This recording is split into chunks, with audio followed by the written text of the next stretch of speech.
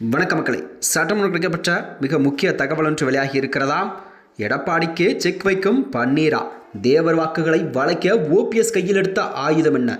தென் மாவட்டங்களில் மீண்டும் விஸ்வரூபம் எடுக்கும் முக்குளத்தேவர் வாக்குகள். வாங்க வீடியோவை முழுமையாக காண்கலாம். அதாவது தமிழக அரசிலே வருகின்ற 2026 சட்டமன்ற தேர்தலில் நிலவக்கூடிய சூழல் தான் அனைத்து கட்சிகளுமே தங்கள் கூட்டணி தொகுதி பங்கிடன அரசியலில் மும்பாரமாக செயல்பட தொடங்கிவிட்டதா. அந்த வகையில்தான் தமிழ்நாட்டில் அரசியலில் முன்னாள் முதலமைச்சரும் பன்னீர்செல்வம் அவர்கள் தற்போது ஒரு முக்கிய கட்டத்தில் இருந்து வருகிறார். அதாவது அண்மையில் முன்னாள் முதல்வரான பன்னீர்செல்வம் அவர்கள் திமுகவில் இணைந்திருப்பது அரசியல் வட்டாரத்திலே ஒரு புதிய பரபரப்பெல்லாம் கிளப்பியிருக்கிறதா. அதாவது 50 வருடகால அரசியலில் முதல் முறையாக ஒரு முதலமைச்சரானது மாற்றுக் கட்சிகள் இணைந்திருப்பது என்பது அரசியல் வட்டாரத்திலே ஒரு புதிய பரபரப்பை கிளப்பியிருக்கிறது. அதாவது அதிமுகவிலிருந்து ஓரங்கட்ட பிறகு தனது அரசியல் செல்வாக்கை நிரூபிக்க வேண்டிய கட்டாயத்தில் உள்ளார் ஓபிஎஸ் அவர்கள்.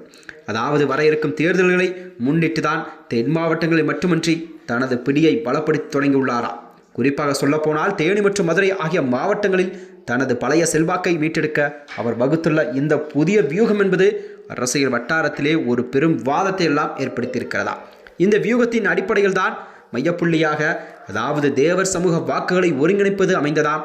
தென் மாவட்டங்களில் தீர்மானிக்கும் சக்தியாக இருக்கும் முக்குளத்தேவர் சமூகத்தினர் கண்டிப்பாக ஆதரவை முழுமையாக பெற ஓபிஎஸ் அவர்கள் ஒரு ரகசிய கார்டை கையில் எடுத்ததாக கூறப்படுகிறதா. அதாவது அதிமுகவின் அதிகாரப்பூர்வ தலைமைக்கு எதிராகவே தன் பக்கம் அந்த சமூகத்தின் வாக்குகளை திருப்புவதன் மூலம் தான் இன்னும் ஒரு வலிமையான தலைவராக இருப்பதை நிரூபிக்க அவர் திட்டமிட்டிருக்கிறார். இதற்காகத்தான் சமுதாய தலைவர்கள் மற்றும் முக்கிய நிர்வாகிகளுடன் அவர் ரகசிய ஆலோசனையெல்லாம் நடத்தி வருகிறார்.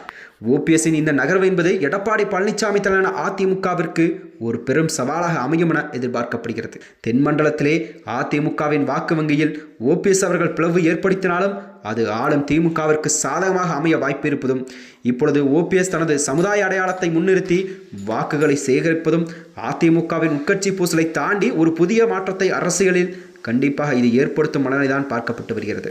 மொத்தத்தில் தேனி மற்றும் மதுரையில் ஓபிஎஸ் விளையாடும் இந்த அரசியல் ஆட்டம் என்பது வர இருக்கும் தேர்தலில் கண்டிப்பாக ஒரு புதிய அதிர்வலை ஏற்படுத்தும் என்பதில் எந்த ஒரு மாற்று கருத்து இல்லையா.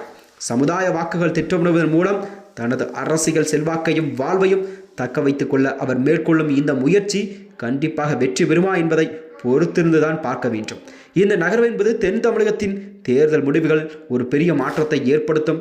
அதிமுகவின் எதிர்காலத்தை ஓபிஎஸ் அவர்களின் அரசியல் முக்கியத்துவத்தை தீர்மானிக்கும் காரணியாக பார்க்கப்படுகிறதா. அதனால்தான் தென் தமிழகத்தை பொறுத்தவரை ஓபிஎஸ்ஸின் சமுதாய வாக்கு என்பது கண்டிப்பாக இம்முறை 2026 சட்டமன்ற தேர்தலில் திமுகவுக்கு ஒரு பெரும் பலம் சேர்க்கும் விதமாகத்தான் ஓபிஎஸ் திமுகவில் இணைந்தது என்பது ஒரு பெரும் சவாலாக பார்க்கப்பட்டு வருகிறது. அதிமுகவை பொறுத்தவரை தென் தமிழகத்திலே அவர்களுக்கு கண்டிப்பாக முக்குளத்தேவர் வாக்கு பெரும் பாதிப்பை ஏற்படுத்தும் வகையில்தான் அமையும் என்று எதிர்பார்க்கப்படுகிறதா.